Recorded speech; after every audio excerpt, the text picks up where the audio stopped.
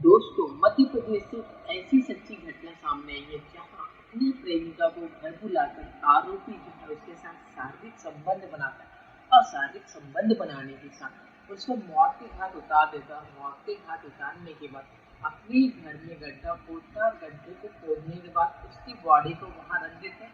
उसके बाद मिट्टी डाल के उस पर लीपा पोती करके उस पर चारपाई लगा के आरोपी उसके ऊपर सोता है। आखिरकार वो महिला कौन है, वह उसके घर कैसे पहुंची, आइए इस कहानी और घटना को डिटेल में जानते हैं। तो सबसे पहले आप चैनल को सब्सक्राइब कर लीजिए एंड वीडियो आप कहाँ से देख रहे हो आपका प्यारा सा name and city name comment box में जरूर बताइएगा। बाकी वीडियो को ज़्यादा से ज़्यादा लाइक एंड शेयर जरूर कीजिए। आज की कहानी और घटना जो है वो मध्य प्रदेश से है, जहाँ एक महिला होती है जिसका नाम रोहिणी होता है, जो कि शादीशुदा महिला होती है और उसका शादी से पहले ही अफेयर था एक लड़के के साथ जिसका नाम होता है रतिराम राजपूत, जिसके साथ वो अफेयर में थी।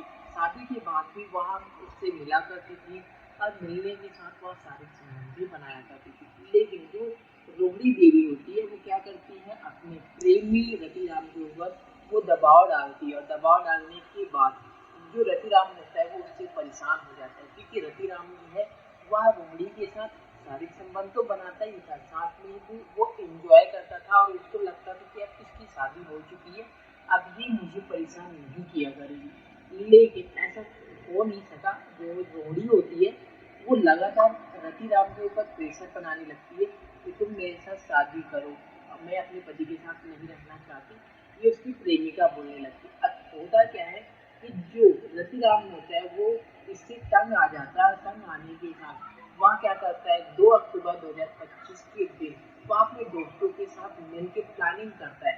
उसके दोस्त होते कालीचरण, ज्ञान और मुकेश, तीनों के साथ मिलकर वो प्लानिंग करता है और प्लानिंग के मुताबिक वह अपने प्रेमिका से कॉल में बात करता है रतिराम और बोलता है कि तुम मेरे घर आ जाओ और घर आने के बाद हम बात करेंगे। इस तरीके से जो रोहिणी होती है वो देर रात 2 तारीख के दिन वो अपने घर से बिना बताए निकल जाती है और निकलने के बाद वह अपने प्रेमी के घर जाती है और प्रेमी के घर जाने के बाद रतिराम और रोहिणी दोनों मिलकर पहले शारीरिक संबंध बनाते, टाइम स्पेंड करते हैं। उसके बाद फिर से यही बात आ जाती है कि तुम मेरे साथ शादी कर लो, अदरवाइज ठीक नहीं होगा। अब रतिराम गुस्से में आ जाता है, वो तो पहले से ही प्लानिंग करके रखा होता है।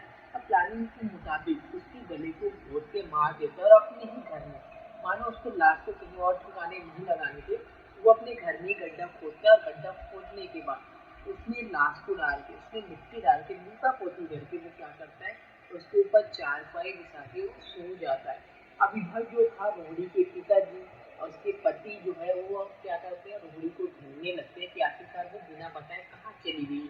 अब इधर देर रात तक नहीं मिलती है रोहिणी, तब उसके घर वाले जो है नजदीकी पुलिस स्टेशन में जाते हैं और पुलिस स्टेशन में जाने के बाद उसकी गुमशुदगी की रिपोर्ट दर्ज कराते हैं। अब गुमशुदगी की रिपोर्ट पुलिस जो है दर्ज कर लेती है और मामले में अपना छानबीन करना स्टार्ट करती है।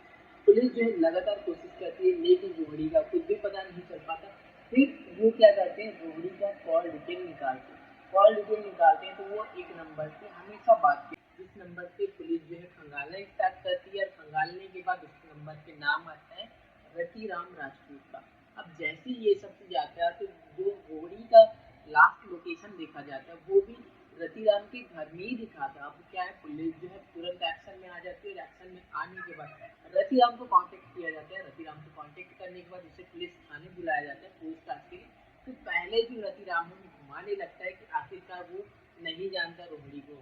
फिर इस तरीके से फिर पुलिस जो है अपने कड़ाई के साथ पूछती है तो फिर जो रतिराम होता है वो बताने लगता है कि जो रोहिणी है लगातार वो प्रेशर बना रही थी कि मैं उससे शादी कर लूँ, लेकिन उसकी तो ऑलरेडी शादी हो चुकी थी। लेकिन रोहिणी जो है नाखुश थी, वो अपने पति के साथ नहीं रहना चाहती थी, वो रतिराम के साथ रहना चाहती थी। लेकिन रतिराम जो था वो मौज मस्ती के लिए उसके साथ रहता था। फिर वो खुलासा करता है कि उससे वो तंग आके वो 2 तारीख के दिन रात को कॉल करके वो रोहिणी को अपने घर बुलाता है। बुलाने के बाद उसके साथ शारीरिक संबंध बनाता है। शारीरिक संबंध बनाने के बाद वह उसके गले को घोट कर हत्या करके अपने ही घर में गड्ढे खोदकर उसकी लाश को दफन कर देता। दफन करने के बाद उस पर लीपा पोती करके अपना चारपाई बिछा देता है। चारपाई बिछाने के बाद उसी के ऊपर वो सोने लगता है। अब सोने के बाद उसे लगता है रतिराम को कि अब किसी को पता नहीं चलेगा, लेकिन पुलिस जो है अपने मामले में जांच करके आखिरकार आरोपी जो है वो पकड़ा जाता है। रतिराम जो है अपना गुनाह कबूल कर लेता है, कबूल करने के साथ उसे जेल में बंद कर दिया गया। अब कोर्ट तय करेगा कि उसके साथ क्या होगा क्या नहीं, वो तो आगे पता चलेगा। बाकी ये कहानी और घटना को सुनाने का मेन मकसद वही था कि आपको डराना नहीं, आपको एजुकेट और सतर्क करना था, ताकि आप ऐसी घटनाओं से अवेयर और सावधान रह सके। बाकी आप इस घटना के ऊपर आप क्या बोलना चाहेंगे, अपना राय कमेंट बॉक्स में जरूर बताइएगा। बाकी मिलते हैं नेक्स्ट वीडियो में, तब तक के लिए खुद खुश रहिए और अपने फैमिली को भी सतर्क और सुरक्षित रखिए।